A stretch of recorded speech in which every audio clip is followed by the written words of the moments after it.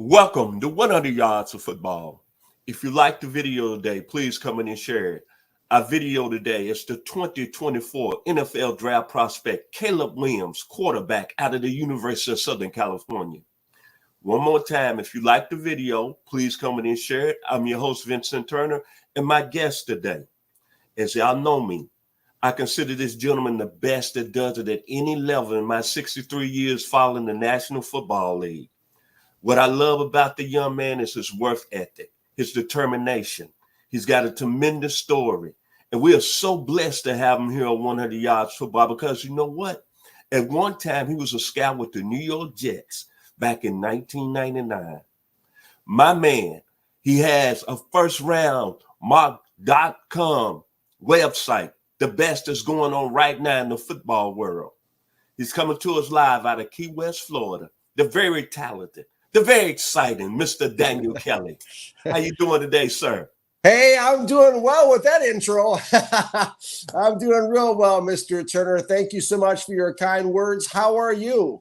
Hey, I'm doing fantastic, man. The football world right now is on fire like the Ohio players. Boy, the last 48 hours has been amazing with Nick Saban stepping down as the head coach of the University of Alabama.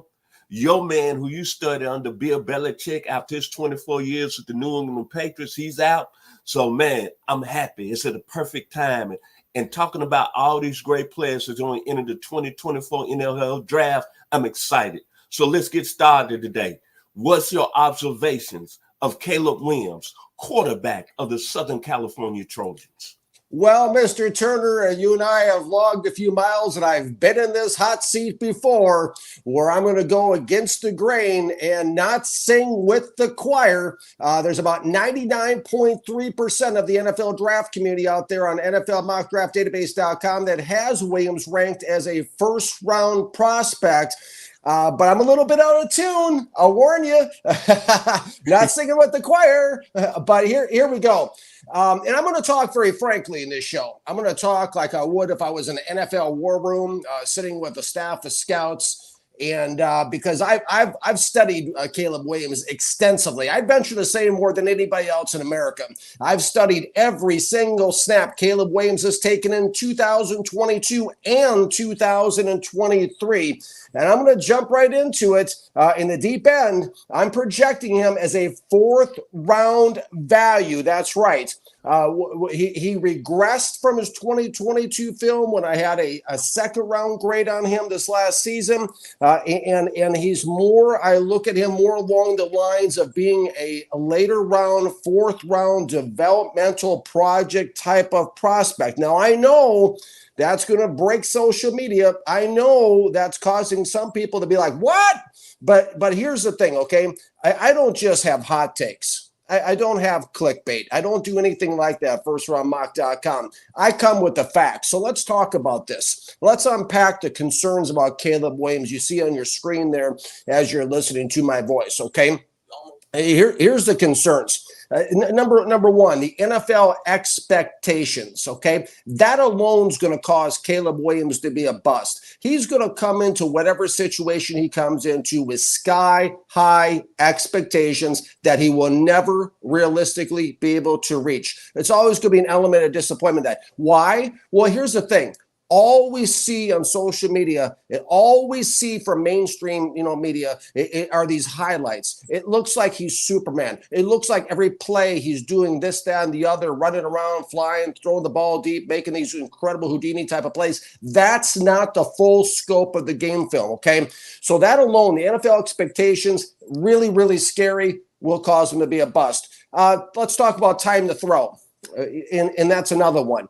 Time to throw. Caleb Williams' time to throw is 3.21 seconds per PFF.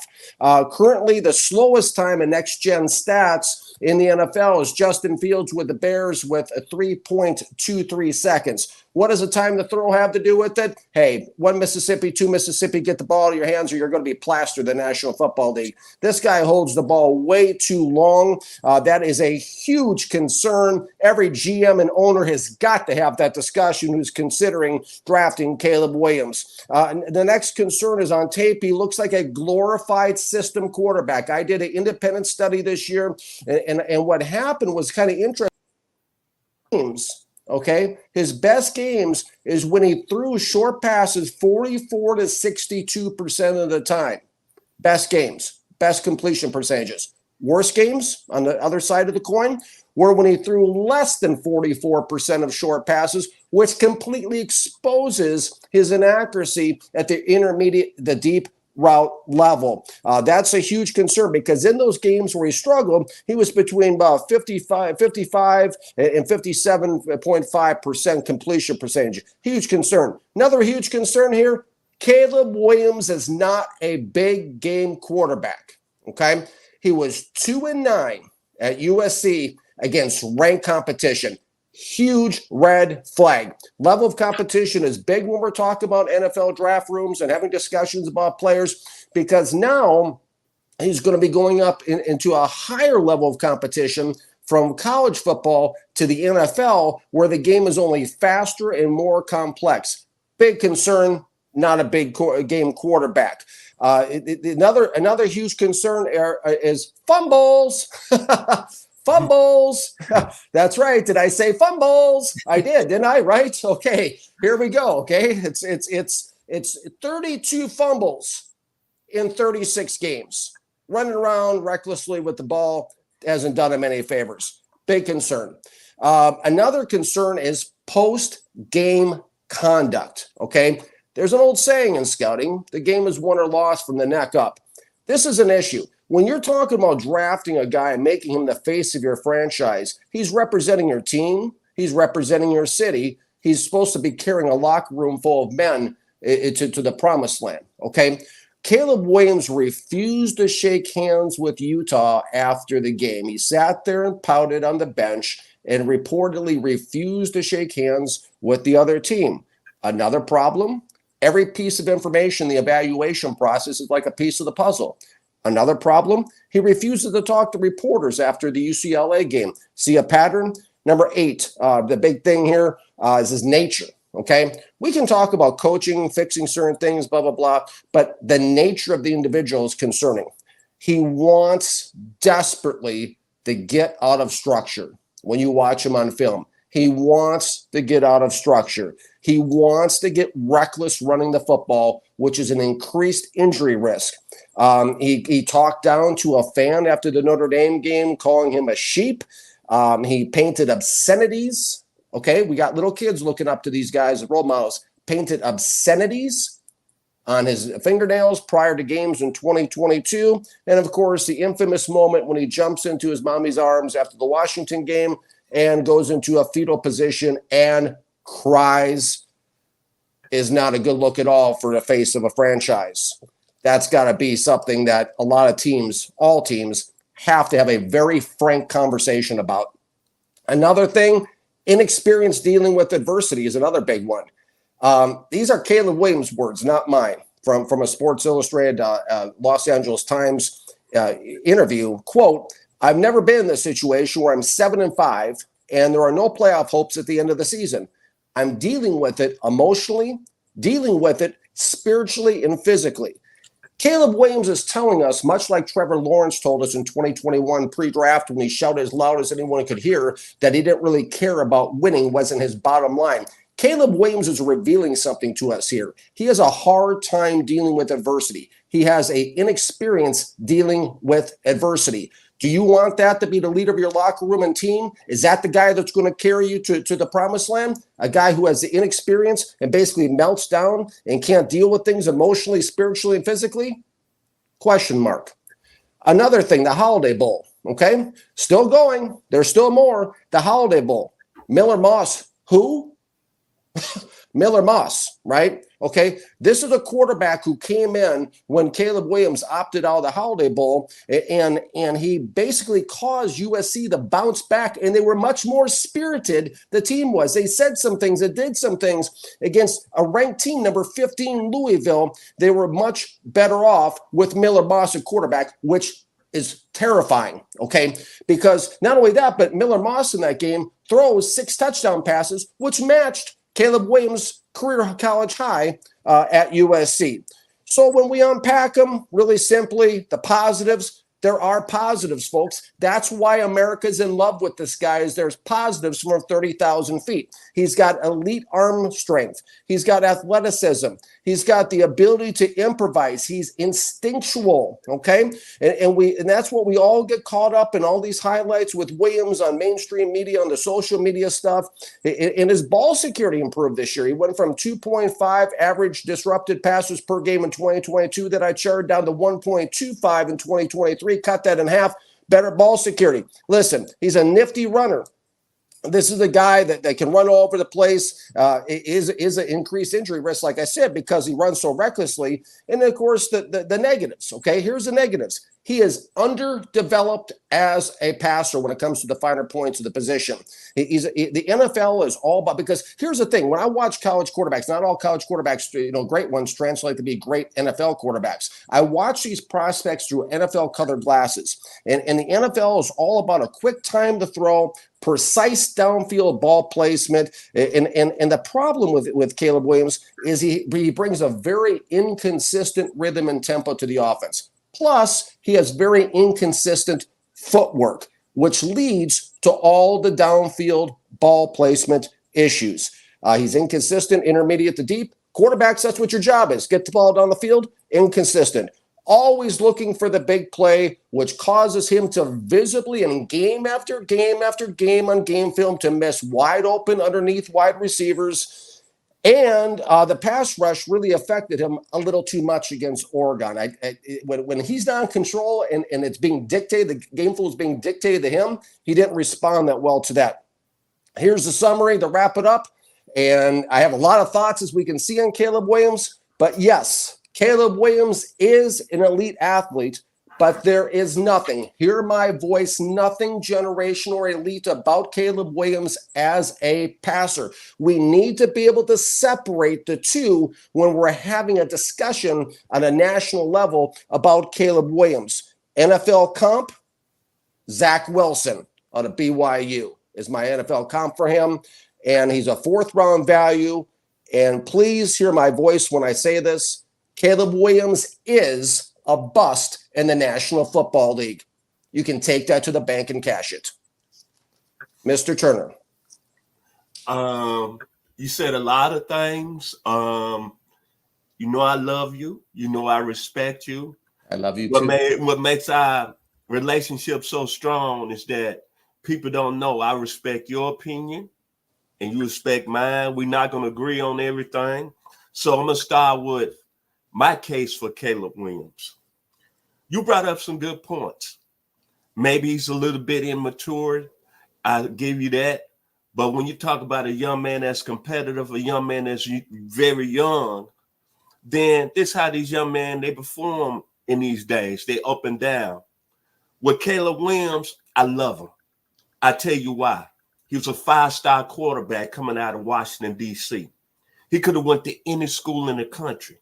He went to Oklahoma, who had a 5-star starting there, Spencer Rattler. Now, for whatever reason, Lincoln Riley decided to go with Caleb Williams in that Texas game, the Red River Shootout. Oklahoma was down 28-7. Let's be honest. Spencer Rattler wasn't playing well. Now, this young man hadn't played all year. 4th or 5th game of the year, and he came in that game and led Oklahoma to a 55-48 win. So you know what? I said, well, let me follow Oklahoma in his freshman year. Then at the end of the year against Oklahoma State, they lost that football game 37-33. And Caleb Williams was sacked like 7 or 8 times in that game. But there was a play in the 4th quarter. Oklahoma had, I think, they was on their side of the field. It was like 3rd and 25 at their own 18-yard line. Now, this is what special people do when they're special players. He ripped off like a 67-yard run to get Oklahoma back in the game. They eventually lost that game, but there was 2 plays that I say, you know what, I became a Caleb Williams fan. Then think about this. He went to Oklahoma now. He didn't go to no other school like, let's say, a Wake Forest or Duke. He went to a school that's always had that microscope on them through the years. Billy Sims, Keith Jackson, Brad Bosworth, Barry Switzer. He went there. Then he was following Sam Bradford, Baker Mayfield, and he still performed at a high level as a true freshman. Then his coach got a job at USC, and we all know he was going to transfer out there. But think about the pressure, him going to Southern California. John McKay, Sam the Bam Cunningham, Matt Leinart. You're right, he came in with expectations, and what did he do? That year, his sophomore year, he won the Heisman. Over 4,500 yards passing. And I'll tell you what, the only reason that USC didn't win the national championship, CDK, you didn't bring up one important point. SC had no defense. They gave up 423 yards a game. They gave up almost 30 points a game. So Caleb Williams is going to play not, I'll say, as you said, a perfect quarterback with all the skill set. He had to make plays. They scored 43 points against Utah. They lost. They scored 46 points against Tulane. They lost. They scored 24 against Utah in the Pac-12 championship. They lost. He had no defense. And I tell you what, SC really didn't have really talented football players around him, if you want to be honest about it. Then, like I said, he went to a school. It's all about college football history. But I understand he did some immature things throughout the season. But when you said a young man that want to win, competitive, and didn't have a defense, look at who just won the national championship, J.J. McCartney with the University of Michigan. What did he have? A top-flight NFL defense. Michael Penix at Washington, his defense played at a level to get them to the championship game. But Caleb Williams had nothing defensively. Think about the pressure he had every time USC went out there in his last 2 years offensively. It had to move the ball. They had to score. That's why Lincoln Riley fired his defensive coaches this past season. But the one thing I love about him, and I know jumping up in the stands is very immature. Some of the things his teammates came out and said about him after the holiday of this year's Holiday Bowl, which he didn't play in. But the one thing, let's go back to his Heisman Trophy speech. When he sat up there, he gave kudos to Stetson Bennett, kudos to C.J. Stroud.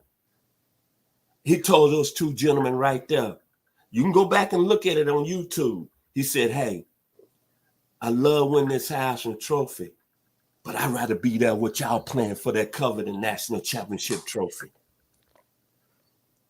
I know a lot of people mixed on Caleb Williams. He's done some very maybe immature things. I totally agree with you, DK. You're a GM. You'll have some concerns. But to me, make no mistake, this gentleman is a competitor. And I just see him, if he in the right system and he goes to the right team, he's going to be successful in the National Football League. Because he's a gentleman people don't talk about. It's his work ethic. And I tell you, he puts me in the mind of a gentleman. And everybody knows I'm 63 years old. I don't like to tell my age. But I'll go back. Let me get it right. September the 28th, 1985. I'm living in Knoxville, Tennessee. I go see Auburn play Tennessee. Auburn ranked number 1 at the time. And Tennessee had this quarterback. Same kind of skill set as Caleb Williams. His name was Tony Robinson. Kudos to Bobby Butler, Tallahassee, Florida, Leon High School. And that gentleman put on the show. 17 to 30, 259 yards, but had almost another 70 yards scrambling. And he was throwing, as my boy Mark Denham said about Caleb Williams, he was throwing bullets Dimes. Caleb Williams has got that skill set. Now, I'm not an NFL scout, and I'm going to give you your flowers today, DK, because you did say Trey Lance in our previous videos would not play up to a level of being a starter in the NFL. But Caleb Williams, I think it's the guy that's got everything you need to be an NFL quarterback. Simply because he went to 2-story programs. You brought up the words expectations, DK. What quarterback can go into those 2 programs and play at a high level? And especially, look at the defense. You know this is a team game, DK. Look at USC's defense his 2 years there. Then go back and look at Oklahoma's defense in his freshman year. I'm just saying, I like the young man. But you're the savant here on 100 Yards Football today. And I'm going to say one more thing before I give my final words about Caleb Williams. I'm not going to make no mistakes, make no lies here today. There was some things he did later on in the end of the season that made me wonder, but I have to understand, playing in a program at USC, when you came into the season ranked in the top 5 and you won the Heisman Trophy and you went into that season knowing that you had problems defensively, then that's a lot of pressure for a young man. Only seen him play one bad game, me personally, and that was against Notre Dame. There's no question about it. He played horrible that game. But when you look at the overall picture, that young man stood to the plate every time based on the fact, look at his defense, man. His defense gave up 423 yards this year. Look at the games, even against Washington, they played in the playoff game. They gave up 55 points. Even you brought up the Oregon game. Yeah, he had some flaws in the Oregon game, but they played well enough. He led the team, put up 27 points. Oregon put up 36. Just think about, would we be saying this about Caleb Williams if he had a defense like Michigan? California, YA, the city of Compton, Caleb Williams. I like the young man. Final words, DK, on Caleb Williams today. Absolutely, Mr. Turner. And let me begin by saying real quickly that's one of the things I love about working with you on the show is you share your convictions with the best of them. I've been in those war rooms. And a thing I like too, and I think somebody and everybody on social media could learn from, it's okay to disagree as long as it's respectful. That's fine. And we have this thing going on social media where everybody has a name call and all this stuff. That's unnecessary. Just make your point and keep it moving. And this is a healthy discussion. I mean, these are all things that need to be brought onto the open discuss, which I love that we're doing here on the show. When I look at Caleb Williams, you keep talking about, my closing remarks, you keep talking about, I would talk like this if I was a room with Bill Belichick, is you keep talking about this defense, this horrible defense that Caleb Williams had.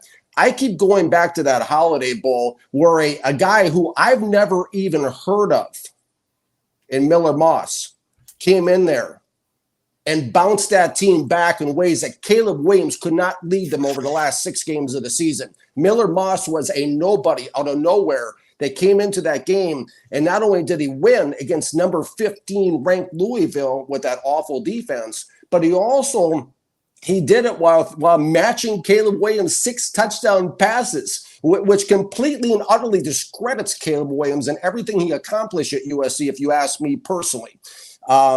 Scouting, okay, we used to have this thing at the Jets, and I'll close with this.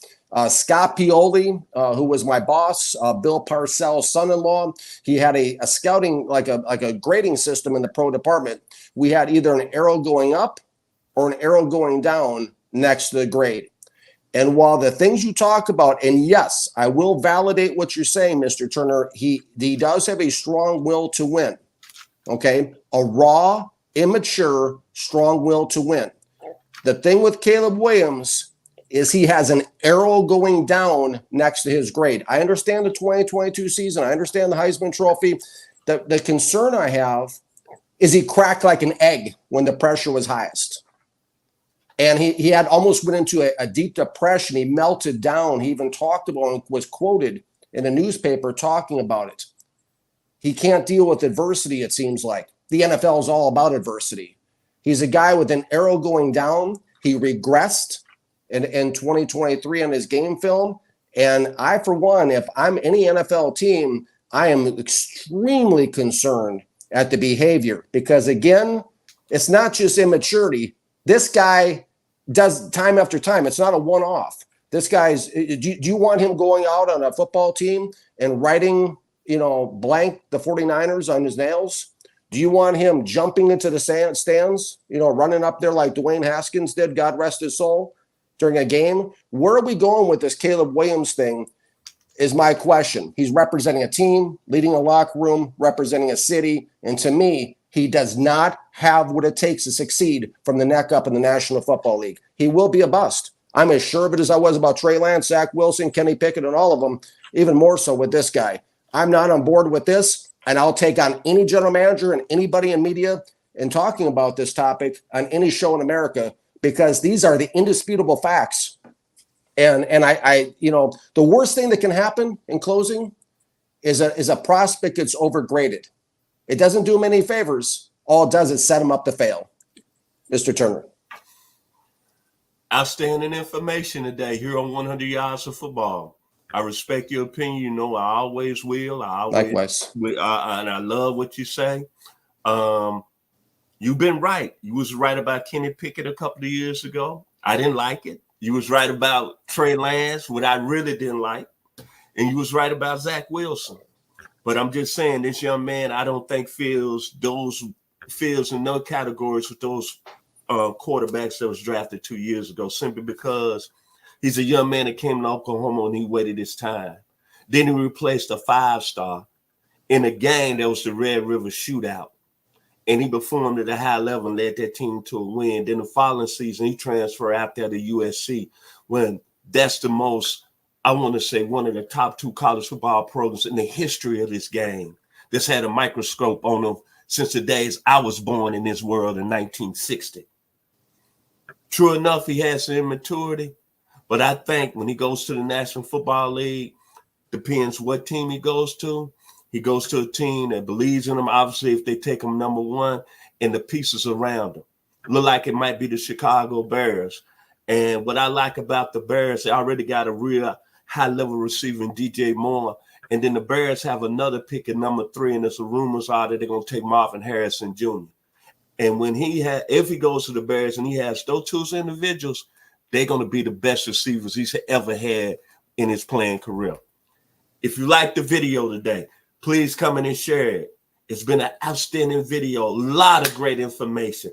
Special thanks to our producer who made it happen today. The very talented. We call him Babyface Nelson, Mr. Logan Landers. And the gentleman on the front of the screen. I can't say no more. I'm very, very grateful. And when I say I'm blessed, I've been watching a lot of football over my years, especially the draft.